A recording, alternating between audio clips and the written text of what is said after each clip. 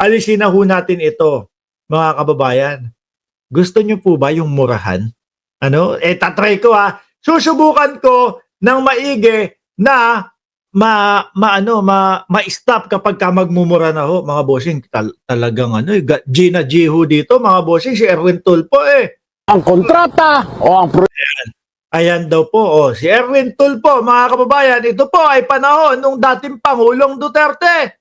Mga boss, Ghost Project. Ghost Project. Ito, tingnan nyo. kaduda-duda ang proyektong ito dahil bukod sa wala na itong date kung kailan inumpisahan, Walang date. Kung kailan inumpisahan. Para kung sakali na may madaanan, ay hindi pa po kami umpisa No? Paumpisa pa lang ho kami. No? Kaya ganyan pa din ang nakikita nyo doon sa lugar. kailan matatapos at kung magkano ang kontrata o ang proyekto, hanggang ngayon ay ganito pa rin ang itsura ng punyetang kalsada. Paano nalaman Build, ha? Ayan daw, ganyan pa din ayan tingnan nyo, puro dahon pa din, puro damuhan pa din, From there to here, putol pa din, wala pa din, ayan lubak-lubak pa din, Paano na lamang maisa sa katuparan ang build projects ng Pangulong Duterte na Wala naman yan yung build nga, di ba sabi 120 ang pangako sa mamamayang Pilipino, tapos sekator lang daw po ang nangyari. 14 lang daw po ang natupad doon sa build, mga kababayan. Tapos bumagsak yung isang tulay. Yung unang tulay na bumagsak na isinisisi kay Pangulong Bongbong Marcos kasi daw si Pangulong Bongbong Marcos ang nagpatayo ng tulay na yon. Bagsak, bawas na, 13 na lang. Pinatanggal din mga kababayan yung Mount Kamuning.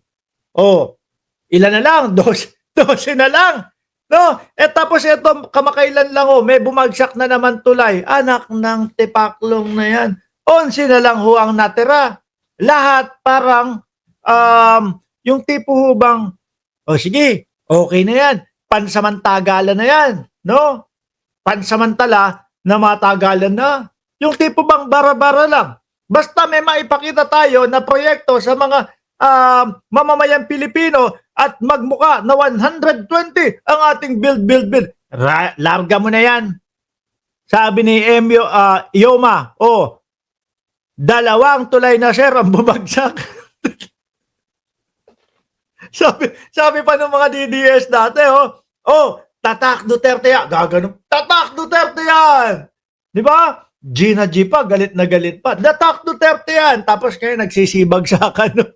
Yung tipong talagang, okay na yan. No, at least, pag nirepresenta natin sa mamamayang Pilipino yan, natupad natin ang 120 na proyekto sa build natin. Ano po ang epekto ngayon? Ayun, doble gastos lang ang gobyerno. Nagsisibagsakan. Yung tulay o yung ano tawag doon? Yung patawid doon sa LRT, tinanggal. Delikado naman ho talaga, mga kababayan. Diba? Yung mga tipo bang hindi pinag-isipan. Madaliin natin. Makapagpasikat lang tayo sa mamamayang Pilipino. Paano daw mangyayari yung build ng dating Pangulo? makatulong sana sa ekonomiya ng bansa at paglikha ng trabaho. Kung may mga kontraktor at opisyalis pa ng DPWH na ayaw sumunod sa agos ng pagbabago, kundi mas ninais pang manatili sa putang inang bulok at korap na sistema. Uy, hindi ba kayo nasasaktan yan? Di ba? Di ba? Yung bulok na sistema, anak ko dati pa naman Diyos ko, biruin nyo, dati pa lang may ganyan na, mga kababayan. At ito si Pangulong Bongbong Marcos, sinasabi ng mga DDS, ano daw ang sabi ng mga DDS?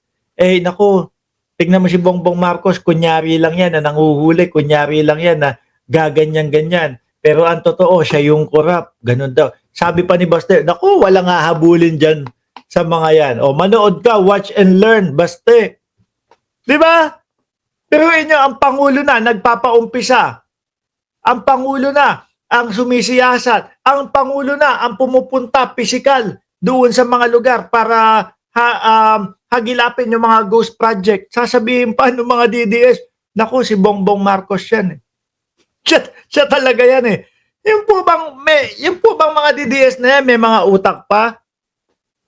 Or talagang talagang wala na talaga ho, no?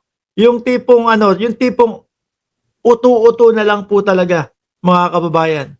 Okay yan, gayahin ng style ng Indonesia, sugpuin ang pagnanakaw sa gobyerno, sabi ni Wilfredo Panto. Sabi ni Arnel, Pasamosa, sana maimbestigahan sina Villanueva at Escudero. Malamang ho yan. Antayin natin, abangan natin yung binuo ng Pangulo na independent body na sisiyasat iimbestiga dyan po sa mga ghost flood control project na yan, mga bossing.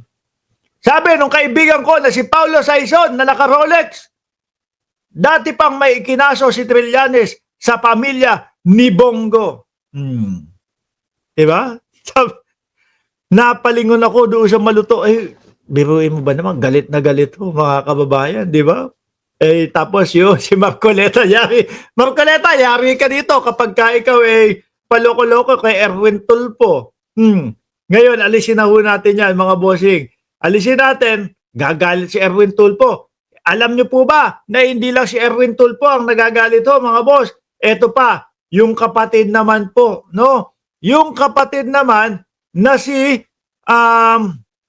asan ba yan? Eto, na si Ramon Tulfo o Simon Tulfo, mga bossing. Sabi, isa-isa nang lumalabas ang mga baho noong panahon ni Pangulong Digong.